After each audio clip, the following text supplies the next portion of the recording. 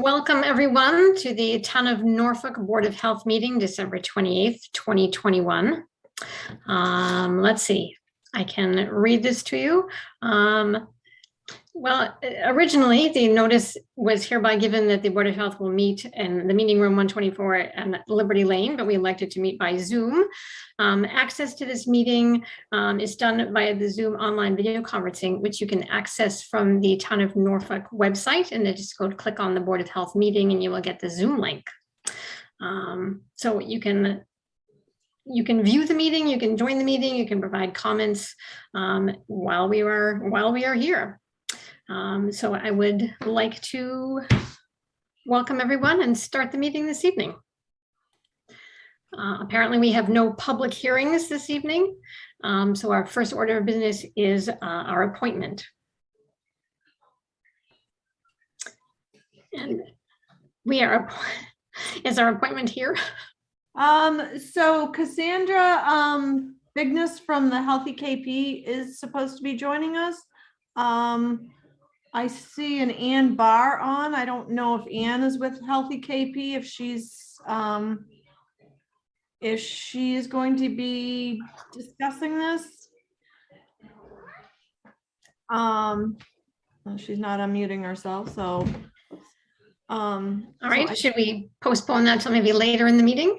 Yep. Okay. We can actually move on, sure. All right. So moving on to our minutes, we are reviewing and approving the meeting minutes from our last meeting, which was September 30th of 2021.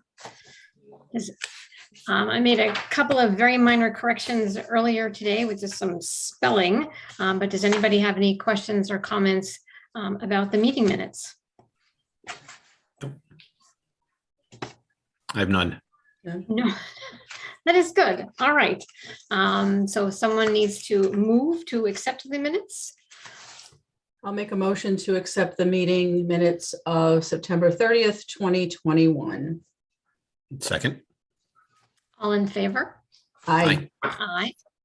So the meeting minutes from September 30th, 2021 are approved and accepted. Thank you so much. All right.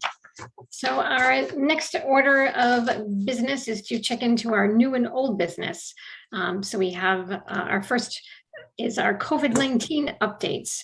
I know that Tom Gilbert, who was previously on the Board of Health, who has been supplying us with awesome COVID updates, is here this evening to share his most recent update. I also had a couple of updates too, so I'll chime in after Tom. Well, thank you, Eileen. I did send another update in actually today, but now I need to change it because apparently there's been a rethinking of how many of the people getting infected these days are getting the Omicron as opposed to the Delta variant. And for the last week or so, people were saying that the Omicron was taking over and becoming the dominant variant, but it turns out they were mistaken, apparently. So anyways, what that means is I've got an error in the first paragraph of my update that I sent in today, and I will change it, I promise, and send in a revision very soon. But that aside, if you've been looking at those updates, you kind of know the story. And of course, you've been just paying attention, you know the story, which is that in Norfolk, we are just every week getting higher and higher levels of infection. Right now, we are nearly as high in a infection rate as we were back in mid-January. We were a little higher then, but we're getting awfully close. So, and that's despite the fact that well over 80% of the folks in town are fully vaccinated.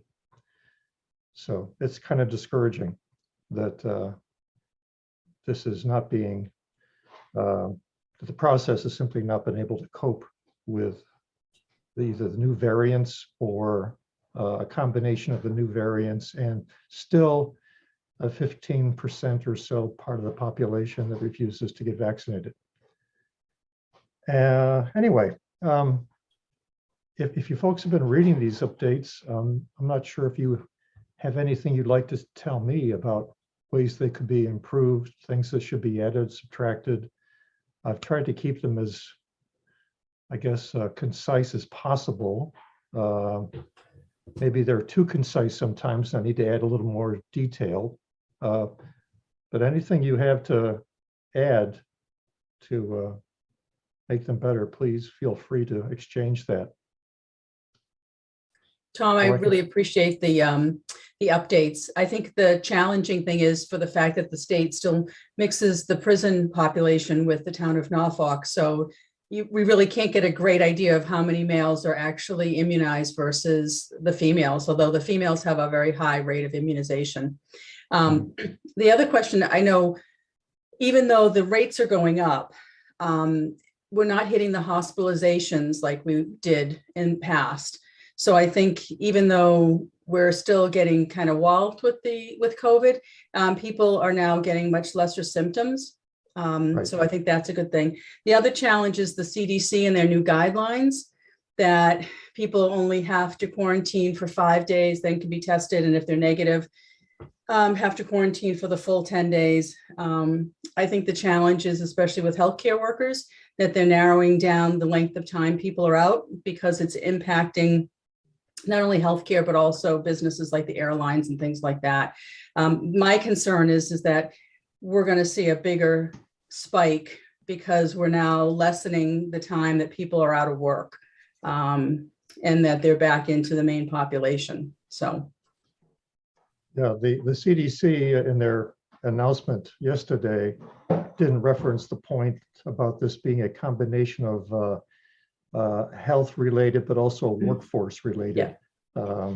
And most people, I think, believe that it's kind of a mix of those two things that really drove the CDC to shrink the size of the quarantine time by half. Although the data does support the idea that those few days before and after the infection or the onset of symptoms really seem to be the ones that are the most likely to allow transmission. So yeah, there's good science there, but then there's some politics too. Yeah.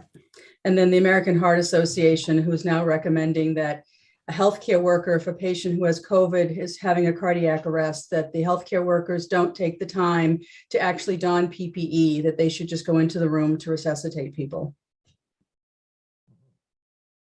So. Interesting. Yeah. All right. Yeah. All right, so just a couple of things relating to, let's say, the Department of Public Health from the state. So as of December 21st, DPH released an updated mask advisory recommending that all individuals, regardless of vaccine status, wear a mask indoors. Masks are still required on public or private transportation, as well as healthcare facilities licensed by DPH or DPL, which is the Division of Professional Licensure.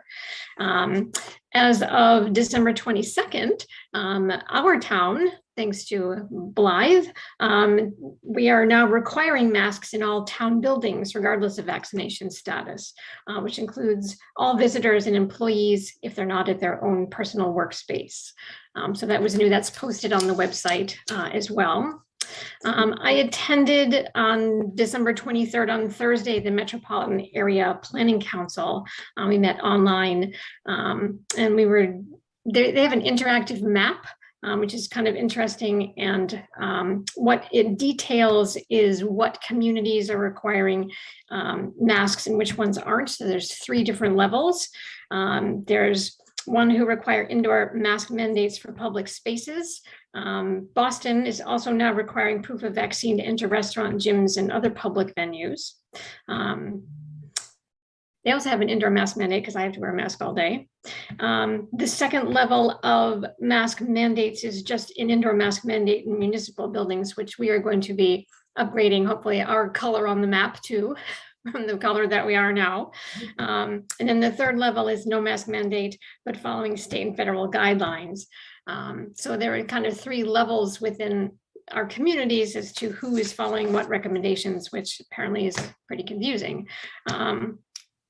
So I don't know if Blythe, you had any comment about that, or just wanted to agree that we quoted the right thing, and then we have it on the town website. And then Yeah, I agree. I don't have anything really to add. I mean, we are seeing an uptick in cases amongst employees.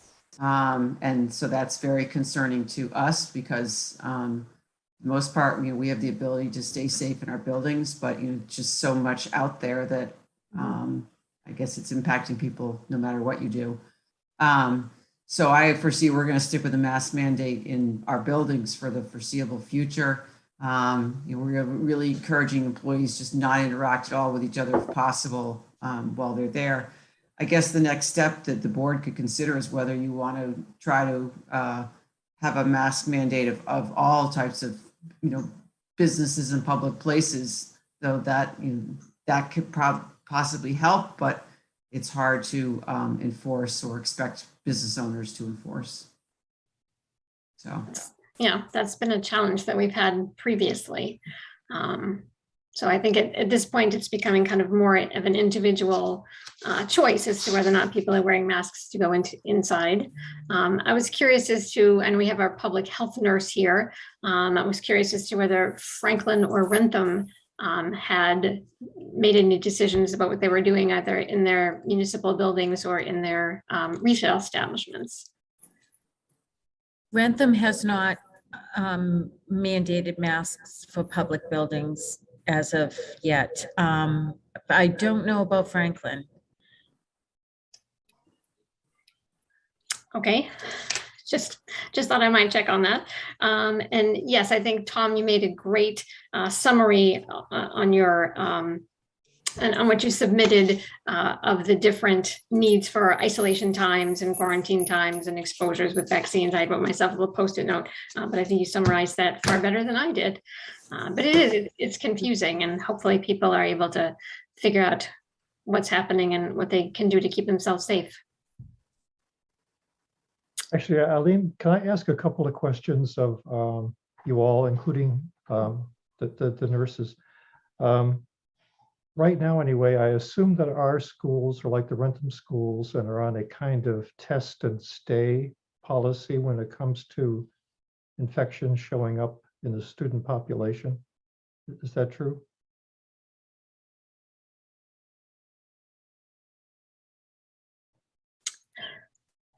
All right, we're going to need to get somebody to answer that question. I understand that there is a mask requirement in the schools at this point, but I'm unsure about the protocol for the testing and staying. I have to say that I am actually unsure on that as well. I'm assuming that they're doing it, but I am not sure. Okay. I have not had a lot of contact with the school nurses. They have been doing their contact tracing. So I would have to contact them to find that out. Rentham is doing test and stay though. Right. And I'm not sure if Norfolk is or not. That was the question I asked. I only know Rentham is because I got 2 grandchildren in the Rentham school district. And so I got that firsthand.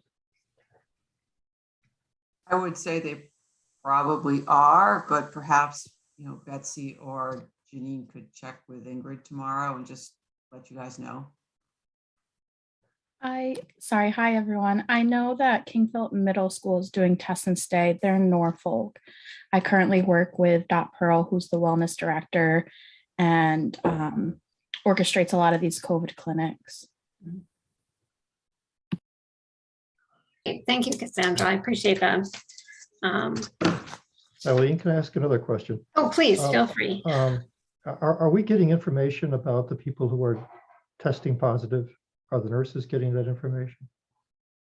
Yes, every day we check the state Maven website, which is the website that reports all positive cases Right. in the towns that we oversee.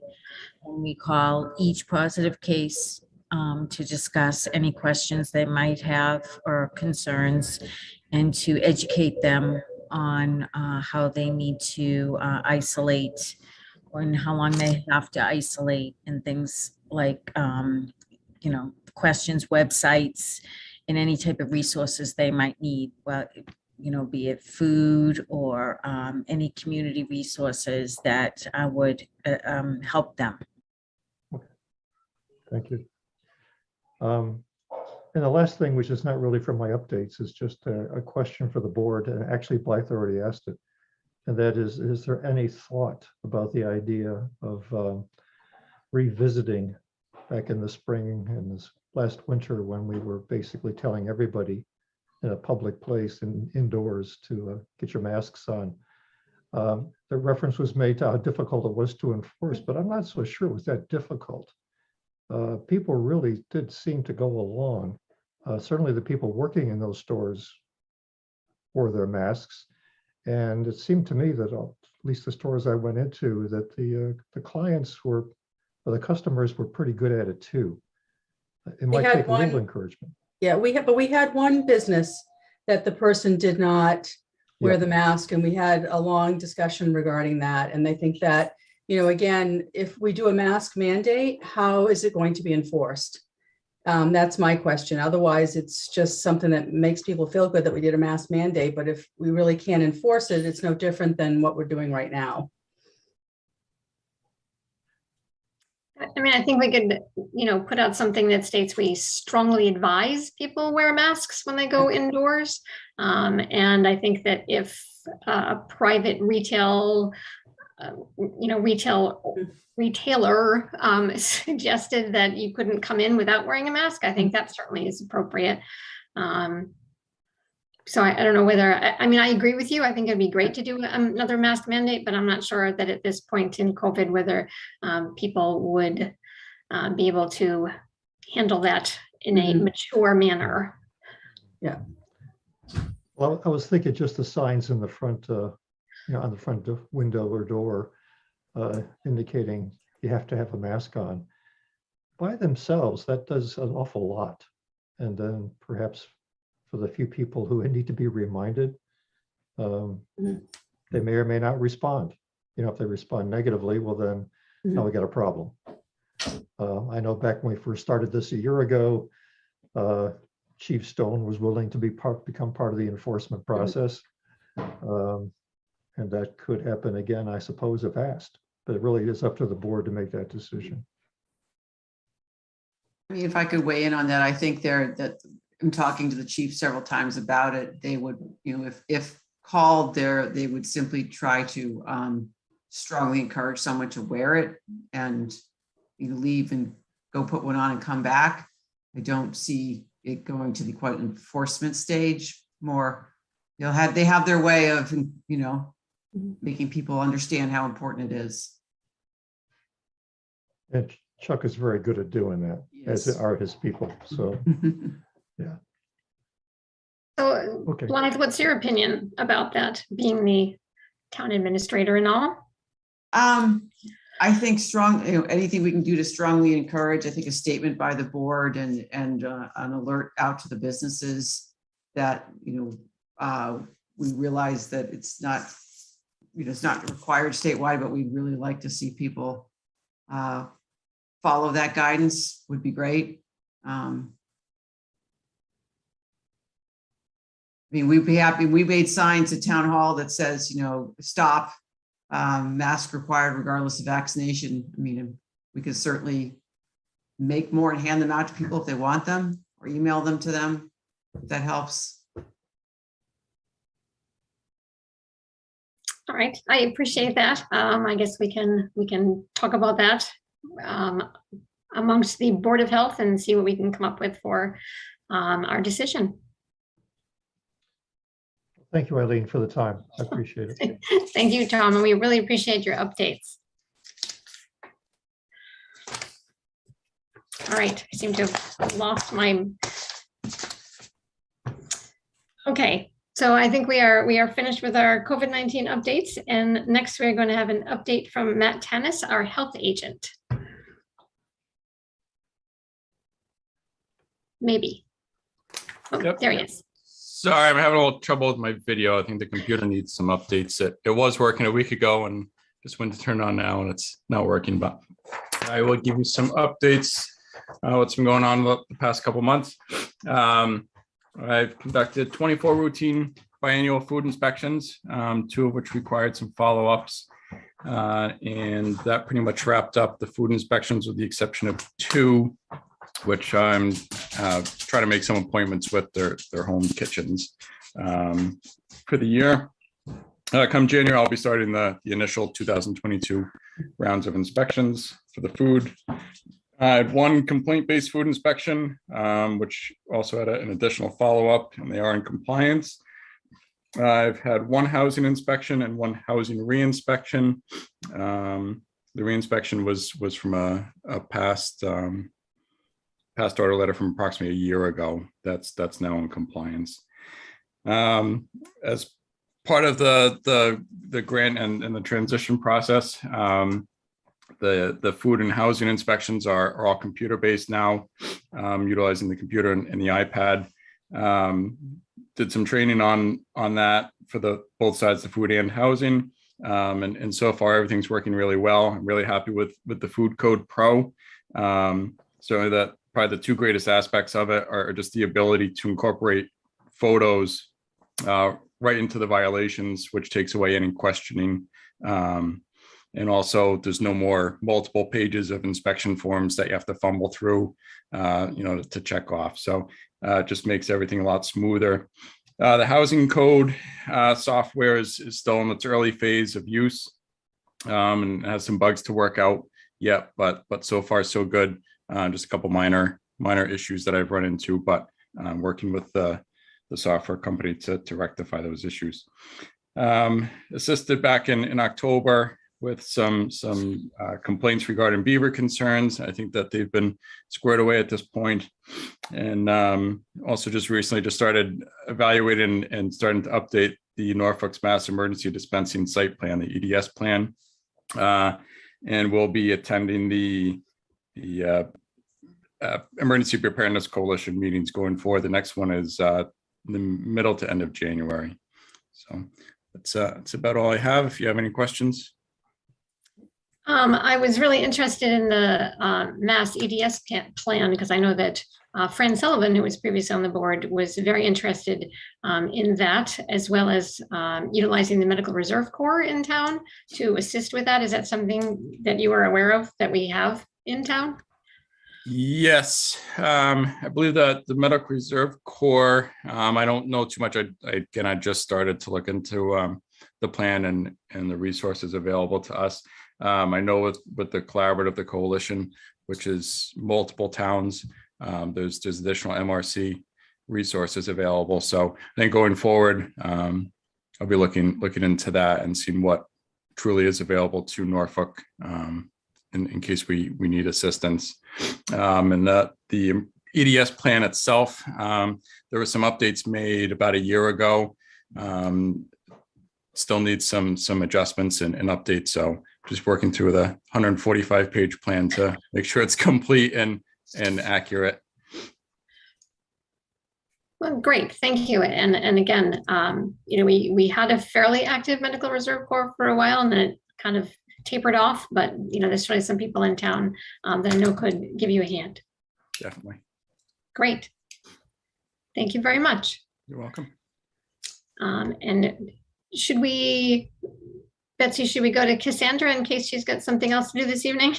Sure, absolutely. Okay, so I'm gonna stop the new old business and we're going to go to our appointments and hear from Cassandra Bigness. Hi, everyone. Thank you for having me tonight. My name is Cassandra, and I am here with Ann Barr, who is the chair of the Healthy KP Substance Use Prevention Coalition. Healthy KP is a tri-town substance use prevention coalition that was established in 2018 with the guidance of Superintendent Paul Zini. So we cover Norfolk, Rentham, and Plainville. The Kingfield District in 2018 recognized the issue of substance use in our tri-town community and thus formed Healthy KP to address this issue. Our goal is to reduce youth substance use and abuse among youth through supporting healthy substance-free lifestyles, through collaborative community engagement and youth leadership, education, training, policy, and support. Last December, so almost a year ago, or a year ago exactly, we were awarded the Drug-Free Communities grant of $525,000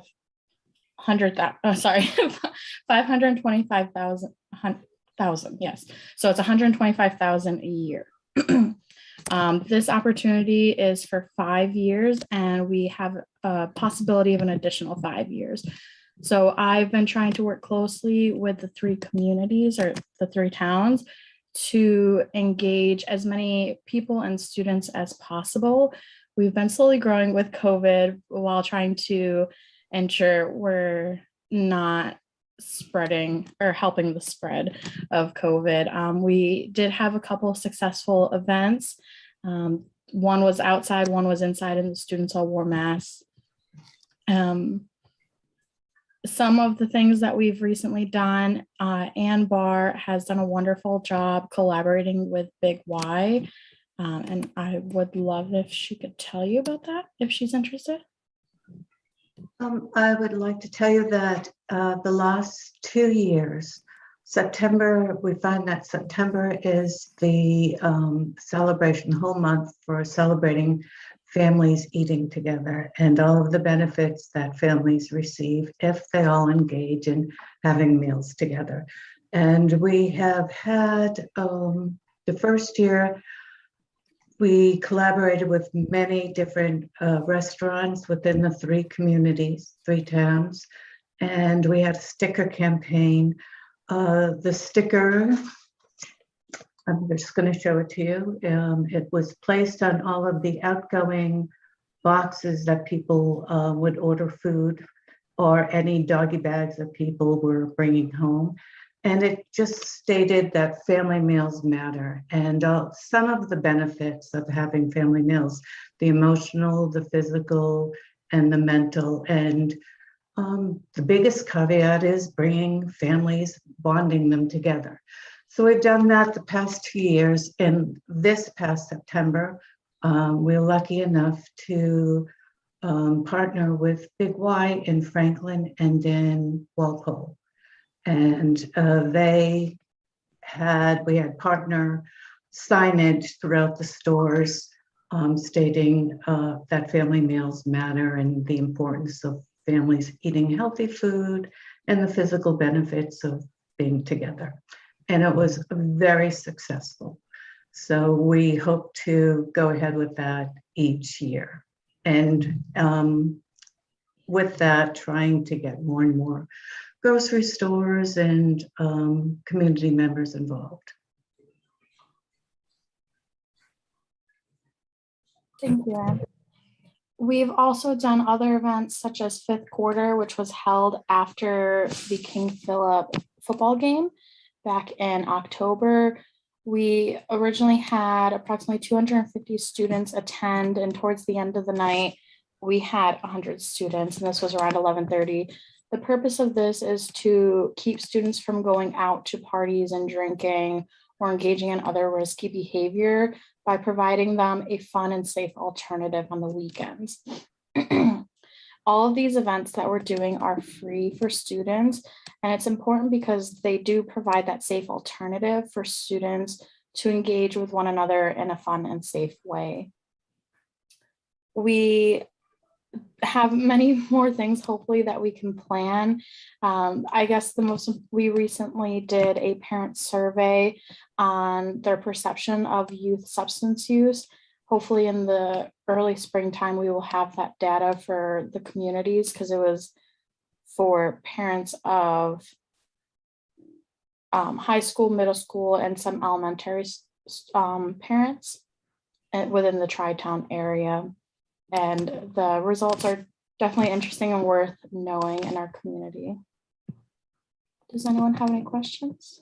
Or Ann, do you have anything you'd like to fill in? I just wanted to add, we did the parent survey recently because the students in the high school were engaged. And does the middle school take the Metro West survey? Cassandra? Yes, both the high school and middle school. They were taking it around the same time. So it'll be very interesting to see the students' input and regarding the parents' input. So that'll be a very interesting tool for the community.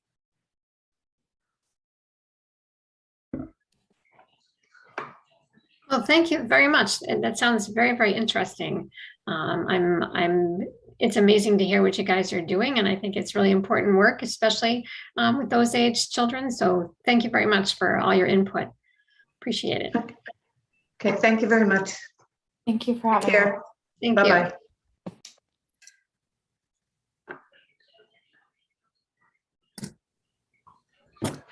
All right, so I think we're moving on to our Southwood Hospital 111 Dedham Street Public Involvement Plan update.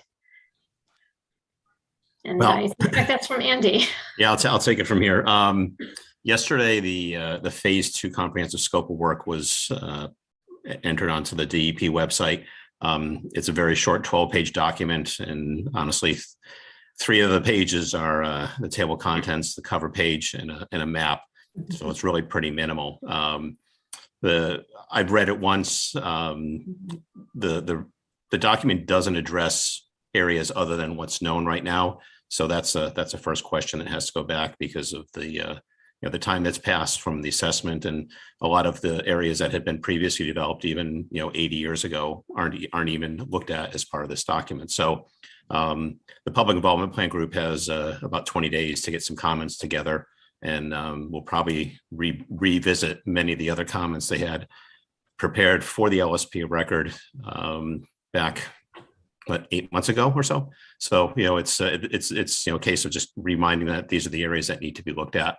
In terms of the radioactivity that was found, they did bring a subcontractor on from Woburn. I have to admit, I've never heard of this company, so I need to do some more research on their backgrounds and expertise. But their website does say they do handle radioactive waste material. So at least that's a good thing. So the document is literally it's fresh. It's less than 24 hours old. So I think we still need to go through it again. And the PIP group will be taking their opportunities to comment on areas that may or may not be addressed, or they can ask questions again on this. And also including the document, there's a 3-year plan, 4-year plan that's laid out in terms of milestones. After this document, it looks like June of 2022 will be the next major milestone. And there's a few other dates that follow that through the end of the year. So this is going to be going on for a while.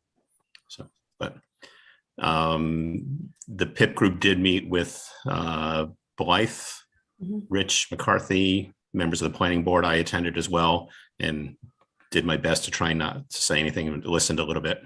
And I think there's an understanding on where things are going. I think the ongoing efforts, and now that this work is going to actually be starting in earnest, will probably require additional meetings in the future. In terms of strategy, I do know that Walter seemed to be. I'm trying to think of the word. He seemed to. We spoke after the meeting, and he was asking about the process of the DEP overseeing the site. And realistically, it's at this point it's more or less just an administrative oversight because it is a tier 1 site. The reason why it's a tier 1 site is because the well zone 2 for the prisons actually crosses into the disposal area. It's defined in the property. It simply is what they call inclusionary criteria. That being said, the DEP will probably look at this document fairly close until they get a comfort level. It's very possible that things may go a couple months without their oversight, but they do have oversight of that, and they do have the ability to make some administrative changes or directives during that time period. So a lot has gone on, and there's a lot of catch up that everybody has to do on the site. So people have to be a little patient. At the same time, people have to stay on top of it too. So whether the town starts thinking about which I would recommend or support and recommend that they possibly have an LSP waiting on deck to come in and help the town out with some of their decisions. Because right now, we're relying and expecting the LSP of record who works for the property owner to provide that assurances that they're doing everything by the book. And sometimes it does work. Sometimes they do need some guidance, and some more communication may be necessary. So that's my short and quick of this. So I was pretty impressed to see that that at least DEP is now overseeing this, right? I mean, this has been kind of the big conundrum that nobody was in charge, and nobody was was doing anything. So I think that at least there's some process where things are moving forward to seeing what's the problem is and what the plan is to potentially mitigate it. I thought was at least a good step in the right direction. Yeah, there's a lot of other things this developer has to overcome that are non-environmentally, related or MCP related. It's just logistics, it's execution that that we have no say. The town really has no say in. But obviously, the town can give them the preferences for development of the property. At the same time, how do they develop the property, as well as address some of the environmental issues that are there. And realistically, those will probably happen simultaneously. But at the same time, there's a certain point where they can't expect to move forward with development without having a better understanding of what's there. I mean, things have gone on for 10 to 15 years with no additional information. So it just doesn't make good business sense for them to do that.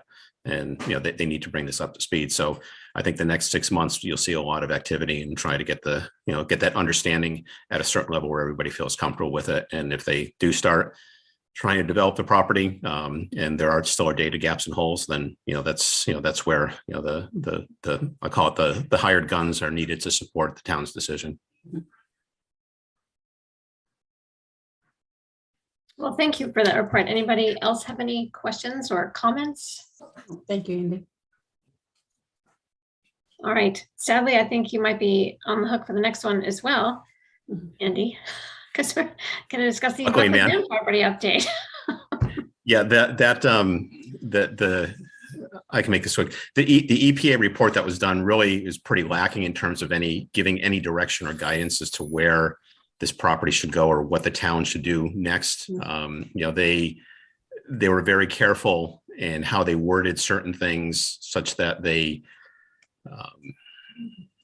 identified areas that the concentrations of certain chemicals and contaminants they found exceeded their standards, as well as the state Mass DEP, Mass Contingency Plan standards, but they provided no guidance moving forward. One of the aspects that was very puzzling about the report, and they said this numerous times, is they didn't get good correlation between the field testing of the PCBs and the laboratory testing. It's like, and I understand the potential problems, but they never specifically say what that is.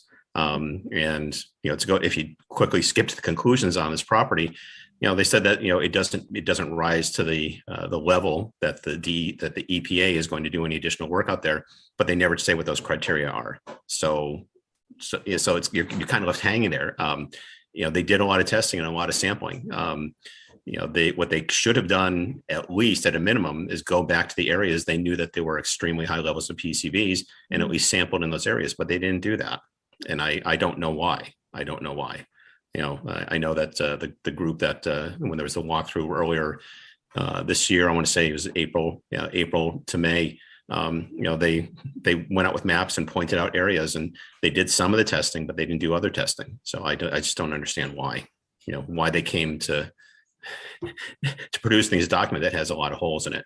But the bottom line is the EPA is basically done. They're not going to do anything else.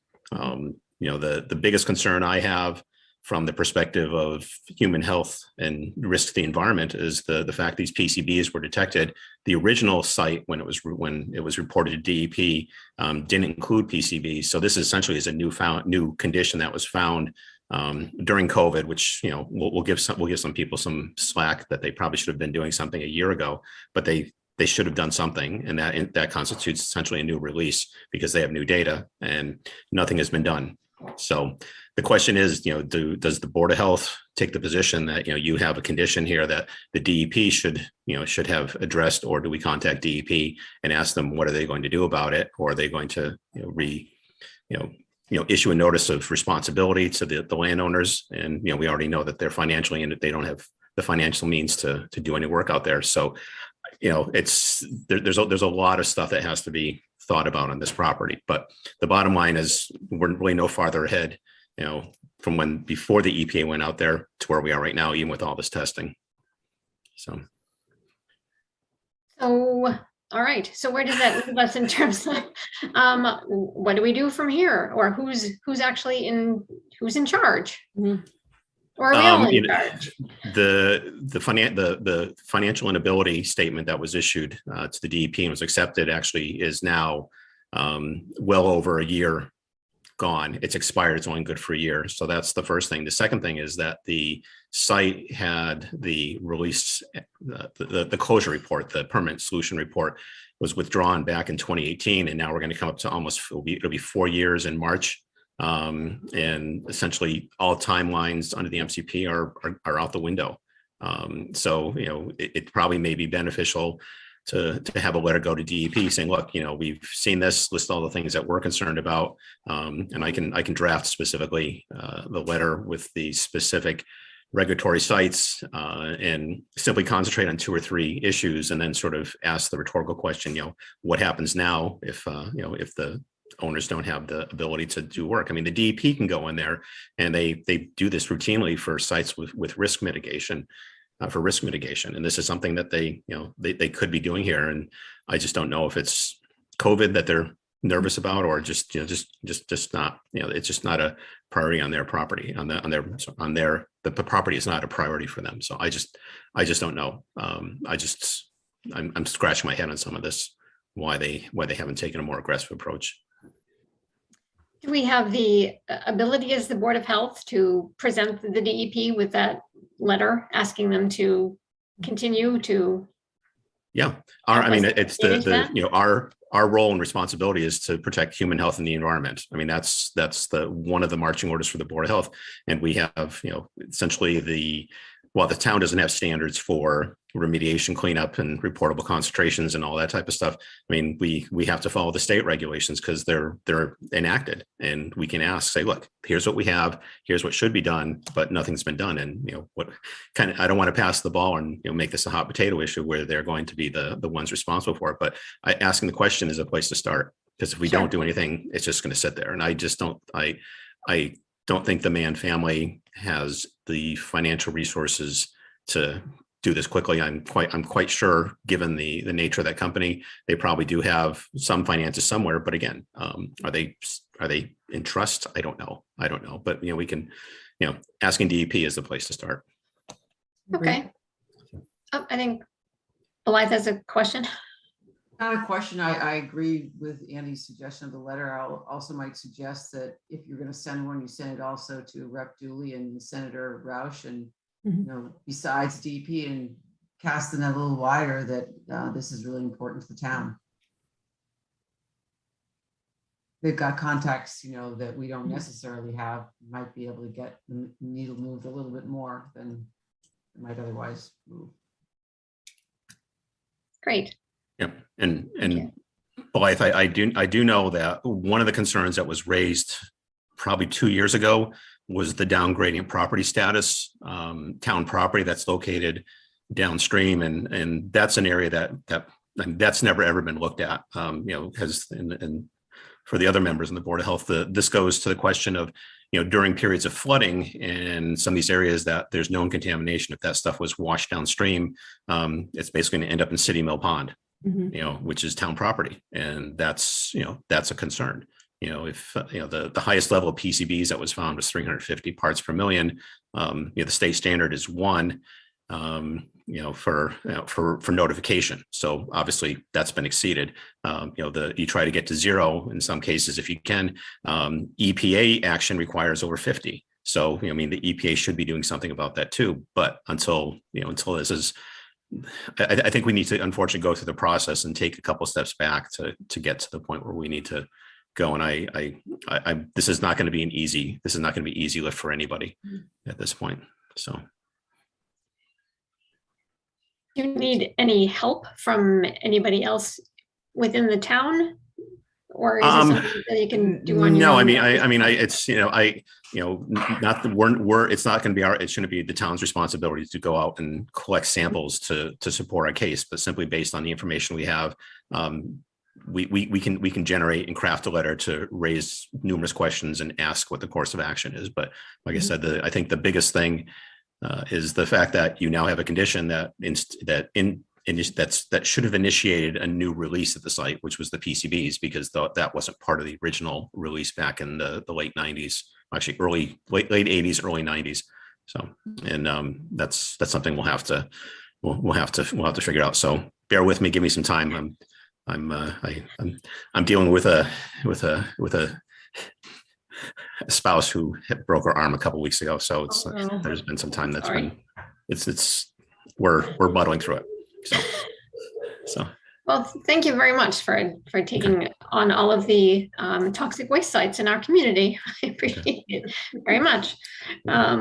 Before we set up our meeting schedule, I know Blythe is still here. Do you guys really want to kind of discuss whether or not we want to institute some kind of mandatory mask mandate for our indoor spaces in our community? I think it's an important issue. And I just want to kind of suss out how everyone else feels about that. I think I'm getting the impression I know how Blythe feels. But what do you guys think about that? Cheryl, you sounded a little negative only because of the experiences that we had the last time. So I understand that completely. Yeah, I think it's frustrating if we do a mandatory mask, we mandate masks, how are we going to enforce it? And I think it doesn't really look good for the board if we do a mask mandate and then allow individuals not to wear masks. So, it might make everybody feel good that we've done a mask mandate, but I think if we're going to do it, we need to do it completely.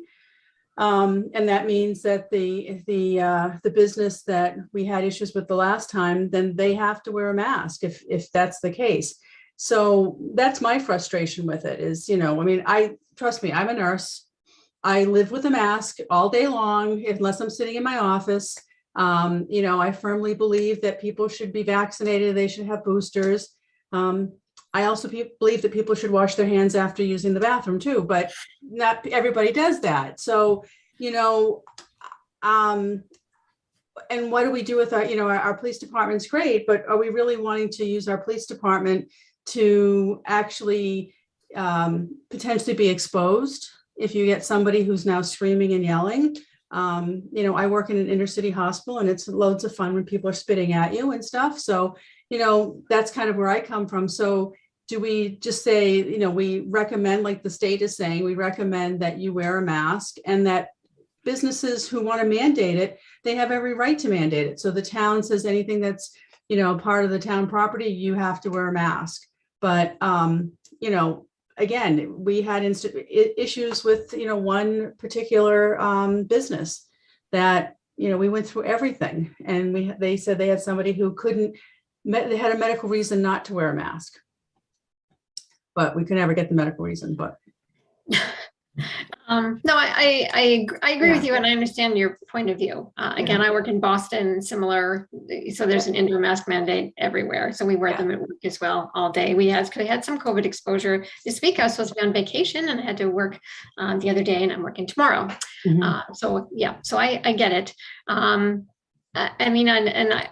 think at minimum, going with Blythe's recommendation for all municipal buildings, I think is really important. I think are we able to post something on the website that suggests that we strongly recommend, I don't know if we can put something stronger than strongly recommend, just come up with some other verbiage, that people wear a mask when they go indoors. And again, I would suppose that private retailers and restaurants in town can ask their own employees to wear masks. That's certainly within their purview. So that's kind of where my direction would be. What about you, Andy? When we started talking about this and working on the agenda a week or so ago, I every single place I went into over the past week, I looked to see what they had on the door, and some places had nothing, but other places that had a sign saying that it's highly recommended that you wear a mask. Simple as that. It was very obvious, and it didn't distinguish between a vaccinated versus unvaccinated person. From my personal perspective, I look at it as a case of, if I'm asymptomatic and I'm carrying the virus, I'm protecting other people. And that's where people's heads should be at. I just don't think it should be a case of, it's an inconvenience to wear. And yes, just being in the business that we're in, where yes, I've worn respirators for 24 hours, over a course of, 2 days. And it's just, it's a pain in the neck, but you have to do it. if you have to do it, you have to do it. So, I mean, it's not just the individual person, it's the ability to protect other people too. So that's my take. But I think a strongly worded sign, that's highly recommended. And, whether, if there's a recognition that you can have for talent or for businesses that are doing that, so be it. It only, if it's free advertisement, that may be incentives. I don't know. Yeah, and I find most of the businesses, the people like restaurants or whatnot, everyone's wearing a mask. The employees seem to be wearing, for most businesses, except for that one individual. But again, I think if we mandate it, you have to have something that's following up behind it, because otherwise you're going to have all these crazy people out there, wearing women's underwear on their face. And, I'm just annoyed. I'll be honest with you. I'm annoyed at everybody who is so selfish and self-centered. This is my opinion, not the Board of Health, that they can't put a mask on. They can't get a vaccine, and they can't care for their fellow human being. So I am very annoyed with that after living through COVID in a hospital. But I also don't want to have it that we create an environment that you're going to have somebody who's going to be out there trying to prove a point. And again, if you don't have any teeth to it, so if you don't wear a mask, do we go with fines? So if they're fined, and if they don't pay their fine, does it get tacked on to their, tax bill? But if they don't live in the town and they don't pay the fine, again, it becomes something that's not, if it's not enforceable, then people just, they're not going to do it anyways. I think if you really say to people, this is really important and we really want you to wear a mask, and this is, everybody should do it. And, maybe we can get some of those people that will think twice about it and go, okay, I'll wear a mask. Betsy, do we have a list of, retailers and restaurants in the area we could send? Do we have like email addresses for them, and just say that the Board of Health is strongly recommending that you suggest to your patrons that they wear masks when they're inside? I have a list in all the emails of all the establishments that we license. So all the restaurants and all the retail food establishments. All right. I mean, I think we should post something on the town website, and I think we should send an email around to them and say, based on, statewide recommendations and the uptick and, what we're doing in the municipal buildings, that we strongly recommend that they ask their people when they're coming in to wear some masks. So I think that probably be the easy way around, as opposed to a mask mandate this time as well. I agree with you, Cheryl, that it's likely unenforceable at this point. Right. Yeah, our public safety department will be very concerned about doing that. We had a jump in cases. We've got a few people in the fire department for the first time in this pandemic that have come down with COVID. So I can assure you that the police department would be, if they absolutely had to, they would, but they'd be grateful not to have to get in the middle of that, and for all the reasons that Cheryl mentioned. Right. Okay. I mean, I think we have a good middle ground. We can only do so much to tell people what to do at some point in a democracy. Okay. All right. So now we are on to setting our meeting schedule for and Blythe, do you have anything else to say? Or Matt, do you have anything else to say? Karen, you've been here. I'm good. Anybody? Thank you. No, thank you for attending. I really appreciate it. I was going to chime in before, just as a reminder that the PIP team did reach out to Mr. Bird and requested a public PIP meeting back in November. And he said that he will schedule one in early January, hopefully, where people can actually, it'll be a public meeting so people can, read the latest document, I suppose, and come with any questions. And Blythe, I'm not sure if they're planning on speaking about any redevelopment plans at that meeting as well, but that's a possibility as well. Karen, I think that the meeting will probably be a little later in January from our last conversation with them. I don't have a date. don't have any dates. And I think they'll really just be focused on this plan. I mean, they really got to get this environmental work, front and center first. So that will be the reason for the meeting. Okay, that's it. Thanks. Thank you, Karen. Bye. Happy New Year, everyone. Thank you as well. New Year. All right. I think all we have the business out of the way. Just setting up our meeting schedule. I understand, Cheryl, you already said that the 25th. Yes, it's challenging. I'm teaching trauma nurse core curriculum till 8 o'clock. So I'm available any other day that week or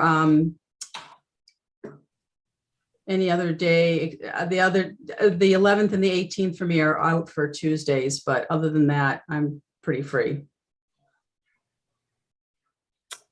Betsy, do you have any thoughts on that based on the calendar of other town meetings? Do you want to try to meet another night that week? I am good with that. If I can just sort of keep Mondays free for right now. Sure. So any other day, yeah. Do you want to shoot for Wednesday, the 26th? That would be great. Wednesdays are the only day of the week that I work late. So Thursday would work really good for me. Thursday, you want to shoot for Thursday, the 27th? Sure. That'd be great. Thank you. I appreciate it. Other than that, I'm pretty good. Should we check anything else going forward, or are you just going to do this month by month at this point? Well, if we can stick with the fourth Tuesday of the month, Yeah. unless we need to reschedule it, that would be great to be consistent. I think that'd be Okay. perfect. Okay, So then the next one would be February 22nd.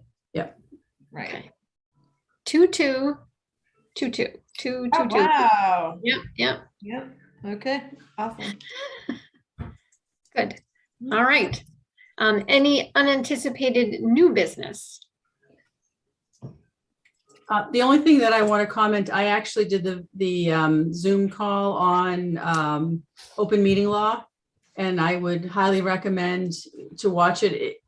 It's a little dry, I will admit, but it was really good. I mean, he did a really nice job of talking about stuff and having dealt with some open meeting stuff and on the board years ago, that you innocently thought something was okay, and then it ended up not being okay. So I think it was a really good presentation. I thank Betsy for sending that to me as a video, but I have not yet had an opportunity to look at it. It was like 45 minutes long, so I'm Yeah, it wasn't that long. It was just, it's Yeah. really helpful. Yeah, it's just really helpful for board members. So, and we'll be scheduling another training at some point after the first of the year. So if you watch that video, do we get out of having to go to the training? Not at all. No. Darn. Okay. I just thought I'd ask. I actually think it should be mandatory for anybody coming on new as a board member, because you get the open meeting law, in a piece of paper and you try to read it and you're kind of boring, but like I said, it was very good. I think what we need to do is recruit more members to the Board of Health so that there isn't just three of us, when if you're talking to somebody else, you are now violating the open meeting law. Exactly. So if there were like Exactly. 5 of us, that might be useful. I've talked to Blythe about that and she's all for it, but apparently we can't get anybody to run. So Which is why I'm on again, that is becoming the challenge. So we'll have to think about some incentives to get people to run for the Board of Health. Okay. Well, way back when I first started on the Board of Health, I think we got a stipend of $300. Wow. Yep. But That there's might so have much made a big difference. Yeah, there was so much paperwork that most of us were like, yeah, don't give us the money. We'll just not even bother to try to do the taxes. Wow, I had no idea. Yep. Okay, so I think we have covered everything we were going to cover this evening, and Janine Murphy wrote in the messages, in case anybody didn't see this, she was going to contact the elementary schools to inquire on the test and stay. So she will hopefully get back to us about that. We will be sending something out to the retailers and restaurateurs. Andy's writing a letter to the DEP and CCing Senator Roush, Representative Julie, all sorts of fun things this evening. So thank you everyone for attending our meeting. And if I could entertain a motion to adjourn, we could do that. If Motion to everybody, adjourn. Second. all in favor? Aye. Aye. All right, our meeting is adjourned. Thank Good you. night. Thank you, night. everybody. Thank Happy, you. Happy New Year. happy healthy New Year.